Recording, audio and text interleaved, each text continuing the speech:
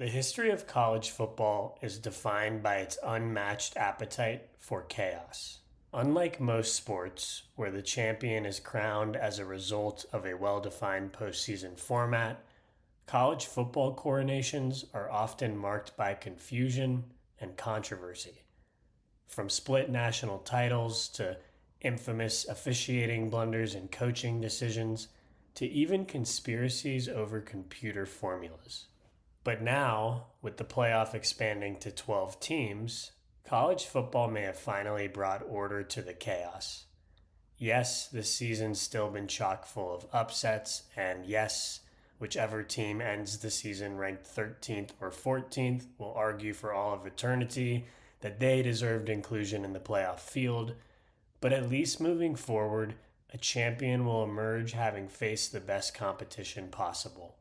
So before we enter the comfy confines of a sensible postseason format, now feels like the perfect time to celebrate the history of college football by looking back at its most chaotic seasons. Starting at number 10, we have the 1994 season. 1994 had the highest frequency of upsets for any season in the modern era, with lower ranked teams beating higher ranked teams in 10% of the total games played. You had teams like preseason number 2 Notre Dame face planting and tumbling out of the rankings entirely. You had 3 teams from the WAC finishing the season ranked in the top 20. But most importantly, you had an exciting national title race that began to take shape in October after 13th ranked Miami upset number 3 Florida State and number 1 Florida lost to 6th ranked Auburn. As a result of these upsets, Nebraska solidified their position as the nation's top-ranked team after smothering number 2 Colorado in late October before finishing the regular season undefeated. Meanwhile, Penn State also completed an undefeated regular season, but instead of facing number 1 Nebraska in a bowl game to decide the national title, they were obligated as Big Ten champions to play number 12 Oregon in the Rose Bowl. In their place, a third-ranked Miami team, featuring a defense led by Ray Lewis and Warren Sapp, was instead selected to face Nebraska in the Orange Bowl. In the Orange Bowl game, Miami jumped out to a 17-7 lead late in the third quarter, but Nebraska rallied with 17 unanswered points to secure the victory. Although Penn State took care of business in the Rose Bowl, both major polls awarded Nebraska the national championship, preventing a third split title since 1990. In response, the NCAA replaced what was currently known as the Bowl Coalition with the Bowl Alliance, which was intended to introduce the novel concept of pitting the number 1 and number 2 teams against each other for the national title. At number 9, we have the 2000 season, which is elevated by Oklahoma's unexpected return to their dominant ways, as well as one of the most controversial national title races of the BCS era. Heading into the season, Oklahoma wasn't expected to contend for a title. Bob Stoops was in his second year as head coach, coming off a 7-5 debut season that didn't inspire sky-high expectations. The Sooners were ranked 19th in the preseason AP poll, behind conference rivals like Kansas State, Texas, and Nebraska. But once the season began, it quickly became evident that the Sooners had been significantly underrated. At one point in the middle of the season, they beat all 3 of those conference rivals ranked ahead of them in a row by double digits in each game.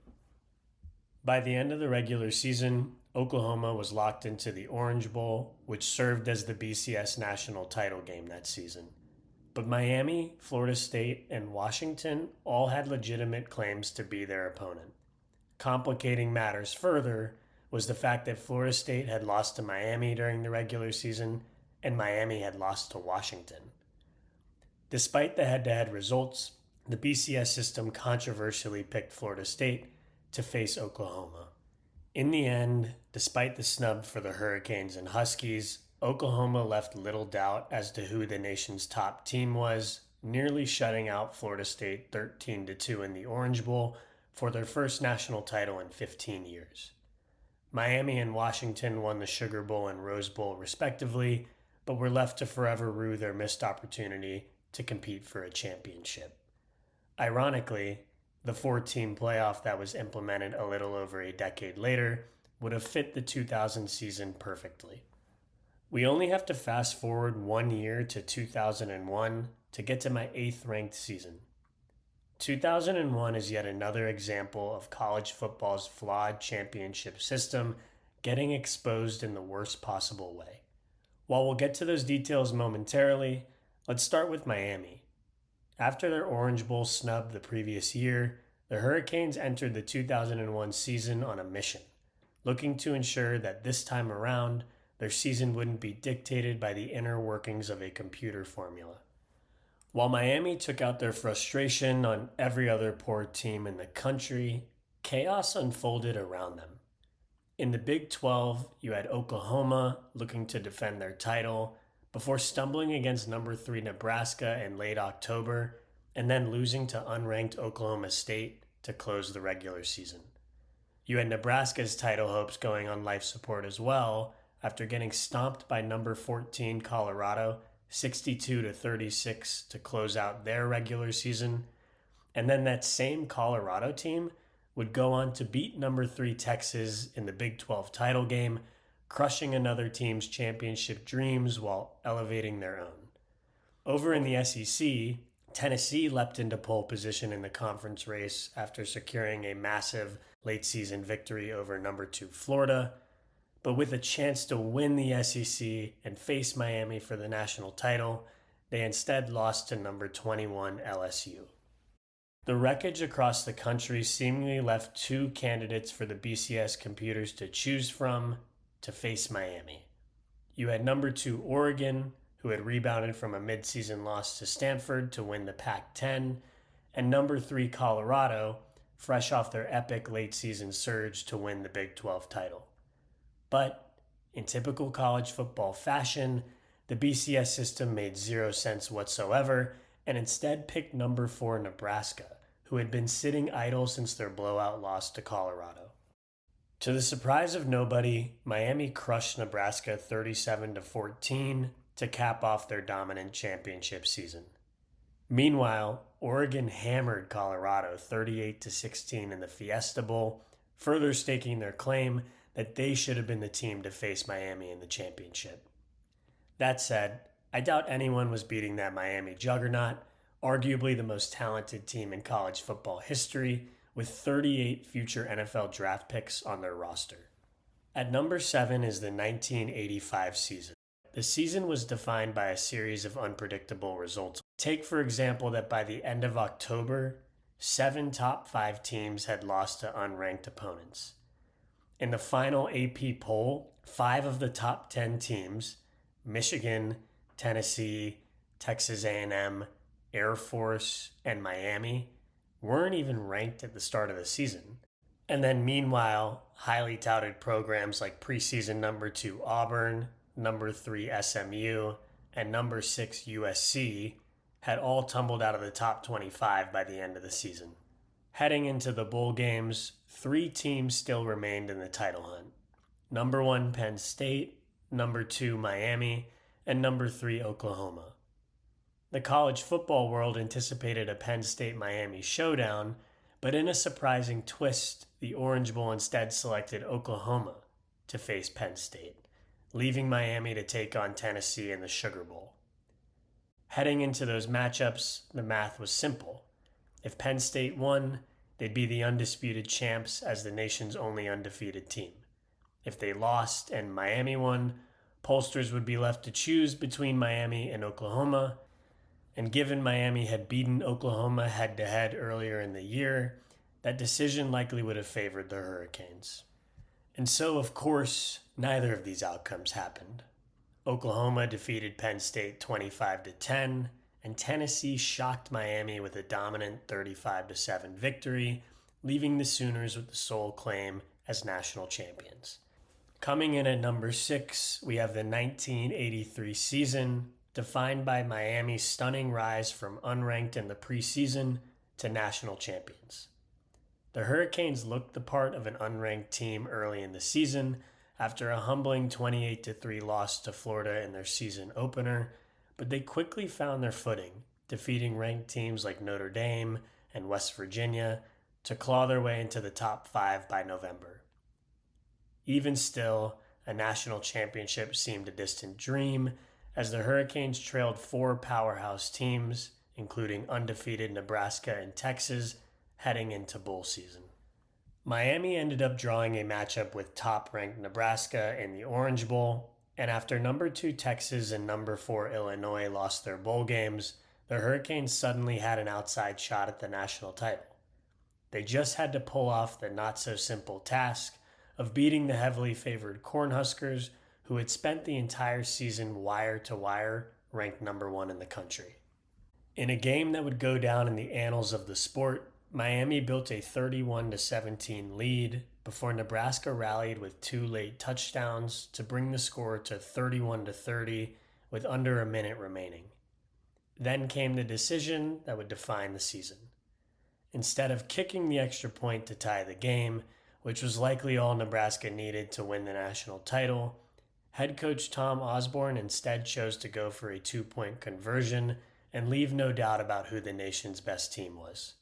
The rest is history. Championship for Nebraska. Incomplete.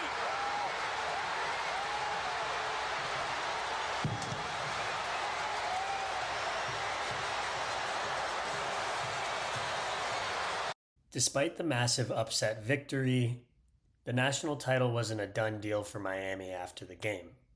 Number 3 Auburn, who entered bowl season ranked 2 spots higher than Miami, had won the Sugar Bowl, but Miami's monumental upset was enough to sway both major polls to declare them national champions. For my 5th ranked season, it's time to turn the clock all the way back to 1970, a season marked by the silliest national title race of the modern era. As messy as recent championship systems might seem, I promise you that it used to be way, way worse. At the time, the coaches poll crowned its champion before bowl games even occurred, while the AP poll made its decision afterward. And to add to the confusion, you had the National Football Foundation, otherwise known as the NFF, also getting involved, naming its champion at the end of the regular season. And so, this outdated system often led to split titles, with different champions being declared at completely different points in the season. No season illustrated the flaws of this approach more than 1970. So heading into the bowl games, Texas was undefeated and crowned national champions by the Coaches Bowl.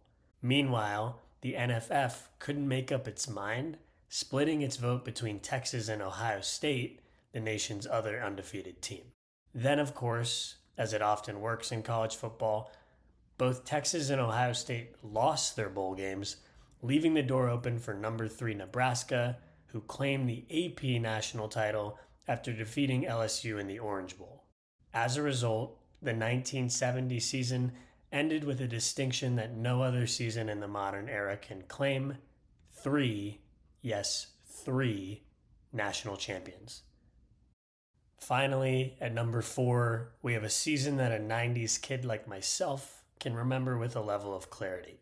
The unforgettable 2008 season, remembered for its chaotic Big 12 race and the simultaneous emergence of 3 smaller conference teams in Utah, TCU, and Boise State. Utah, then a member of the Mountain West Conference, capped off an undefeated season with a stunning upset of number 4 Alabama in the Sugar Bowl. Utah would go on to finish an astonishing 2nd in the final AP poll, something almost unheard of at the time for a non-power conference team. TCU, another Mountain West contender, ended the season ranked number 7, with their only losses coming to Utah and an elite Oklahoma team. And then there was Boise State, unbeaten and looking to crash the BCS party yet again after their memorable Fiesta Bowl victory 2 seasons prior. In one of the quirkier matchups in bowl season history, TCU and Boise State faced each other in the Poinsettia Bowl, TCU narrowly edged Boise 17-16, spoiling the Broncos' perfect season. Boise State would get revenge the very next year when the teams played again, this time on the larger stage of the Fiesta Bowl. But the season's drama was far from just contained to the smaller conferences. In the SEC, the entire season led to a showdown between number 1 Alabama and number 2 Florida in the SEC championship game. Alabama was undefeated, and Florida had suffered their sole loss to Ole Miss, best remembered for Tim Tebow's memorable post-game speech. You have never seen any player in the entire country play as hard as I will play the rest of the season, and you never see someone push the rest of the team as hard as I will push everybody the rest of the season, and you never see a team play harder than we will the rest of this season. God bless. Tebow and the Gators backed up their promises, securing a place in the BCS title game after a cathartic 31-20 win over Alabama. Meanwhile, in the Big 12, a love triangle of epic proportions formed between Oklahoma, Texas, and Texas Tech. Each team beat the other in a series of dramatic games throughout the season. It started when Texas knocked off Oklahoma in the Red River Shootout. Then Texas Tech stunned Texas with a last-second touchdown by Michael Crabtree, before Oklahoma dismantled Texas Tech in a blowout late in the season. Oklahoma won the division tiebreaker amongst the three teams and won the Big 12 championship, creating a difficult decision for the BCS computers. Do you take the conference champ or the team that beat them on a neutral field? Ultimately, Oklahoma was selected over Texas to face Florida for the national championship, and Florida won the game 24-14, winning their second national title in 3 seasons. At number 3, we have the legendary 2007 season. If we're talking sheer week-to-week chaos, 2007 stands alone as the all-time year of the upset. It started right away in week 1 with the most shocking result of all: Appalachian State, a tiny FCS team at the time, marching into the Big House and toppling number 5 Michigan. It was the first time an FCS team beat a ranked FBS team, and that monumental upset set the tone for the entire season. Luckily for Michigan, their misery soon became a shared experience for top teams across the country. Over the course of the season, 12 other top 5 squads fell to unranked opponents. One major theme of the season was the curse of the number 2 team, when during the final 9 weeks of the regular season, the second-ranked team lost 7 times. The first major contender to fall was preseason number 1 USC. They suffered a shocking home loss to unranked Stanford in early October, and then fell again weeks later to number 5 Oregon, ending their title hopes effectively. With USC out of the picture, the door opened for a series of unlikely contenders who each then met their own excruciating downfall.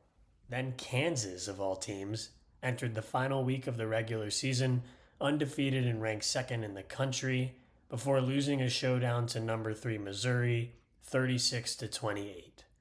Missouri then claimed the nation's top ranking, only to lose to number 9 Oklahoma in the Big 12 title game, dashing their BCS title dreams. And all of this brings us then to West Virginia, who needed just one win against a struggling 4-7 Pitt team at home to secure their spot in the BCS title game. But as was the fashion in 2007, they inexplicably fell 13-9 in a game that they were 28-point favorites in. Amidst all of this, you had Ohio State, whose season also seemed lost when they fell to unranked Illinois in mid-November, tumbling from the top ranking all the way down to number 7. The Buckeyes bounced back by beating Michigan in Ann Arbor, and then sat idle, only to watch every team ahead of them lose. And suddenly, before you knew it, the Buckeyes had the number 1 ranking again, with a spot in the BCS title game secured. And then there was LSU, who suffered a second triple overtime loss in their regular season finale to an unranked Arkansas team. And when I say second triple overtime loss, I mean, not only their second loss of the season, literally their second loss in triple overtime. Yeah, 2007, completely unhinged. LSU bounced back to win the SEC championship game against Tennessee and then leapfrogged back to the number 2 spot after Missouri and West Virginia suffered their losses, which set up a showdown with Ohio State for national championship glory. The title game itself was largely forgettable, with LSU cruising to a 38-24 win over Ohio State. But the path to their coronation, absolutely unforgettable. To this day, LSU remains the only 2-loss national champion in the modern era. At number 2, we have the 1990 season. When you think of powerhouse teams in college football, you probably don't think of Colorado and Georgia Tech off the top of your head. And yet, in 1990, those were the 2 schools that split the national title, and the events that led to that outcome were unprecedented. Given their struggles for most of this century, it may come as a surprise to know that Colorado was a top-tier program during this time period, nearly winning the title in 1989 and starting 1990 ranked in the top 5. Georgia Tech, on the other hand, emerged from relative obscurity, unranked to begin the year after a decent but not spectacular 7-4 campaign the year prior. 1990 was also defined by a high frequency of upsets across the country, with almost 10% of games resulting in a lower or unranked team beating a higher ranked opponent. Even eventual champion Colorado wasn't immune to this. Their title hopes were nearly derailed within the first 6 weeks of the season. They tied number 8 Tennessee to start the year. They lost to number 21 Illinois in week 3 and barely escaped with a win against unranked Missouri in the infamous 5th down game, when a refereeing error granted them an extra down on their game-winning drive.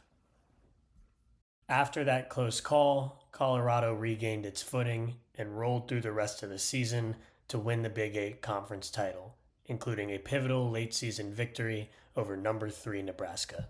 Georgia Tech had its own close calls as well, tying an unranked North Carolina team mid-season. But they rebounded spectacularly, pulling off a season-defining win at number 1 Virginia. With both Georgia Tech and Colorado thriving down the stretch, a clash between the two in the Orange Bowl seemed inevitable to determine the national champion. But inevitability is a mirage when it comes to college football, and the Orange Bowl committee instead opted for number 5 Notre Dame to face Colorado, leaving Georgia Tech to play a sliding Nebraska team in the Citrus Bowl. Both of these matchups occurred on New Year's Day 1991. Georgia Tech made the first statement, dismantling Nebraska 45-21 in the Citrus Bowl. Later that evening, Colorado eked out a 10-9 win against Notre Dame, thanks in part to a last-minute punt return touchdown by the Irish being called back due to a penalty. After the dust settled, the AP poll crowned Colorado national champions, but the coaches poll is where things got very, very interesting.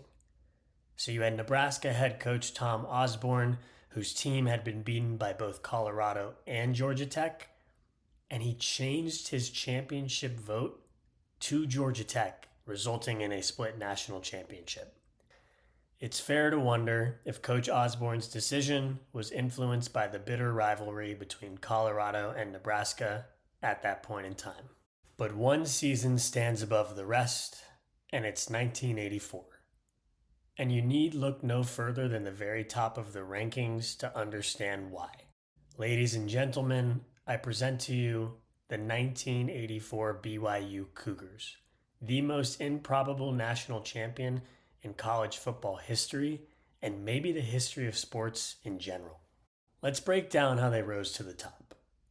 BYU began the season unranked, but started strong by beating number 3 Pittsburgh. On paper, an incredible win, until you realize Pitt would finish the season with a measly 3-7-1 record. But surely they took down another top team en route to the national championship, right? Well, not really. They didn't face another ranked opponent for the rest of the entire season. Even in their bowl game, which should have provided them a chance to face a top-ranked contender like Washington or Oklahoma, they were instead tied to the Holiday Bowl as WAC conference champions, where they faced a 6-5 Michigan team on December 21st. The game was far from smooth sailing too, with BYU mounting a late comeback to win 24-17 and finish an undefeated season. Meanwhile, a little over a week later, you had Washington pulling off a dominant Orange Bowl victory over number 2 Oklahoma, making a compelling case themselves to be crowned champions. But the voters couldn't look past BYU's undefeated record, even despite the relative lack of competition. Hence, we have the unlikeliest champion in the sport's history, an outcome that has stood the test of time as an outlier for the ages. If you enjoyed this deep dive into the chaos of college football, make sure to hit that like button and share your thoughts in the comments. I'd love to hear which seasons you think deserved a better look. And of course, don't forget to subscribe for more big picture breakdowns across the world of sports. Thanks for watching, and we'll see you next time.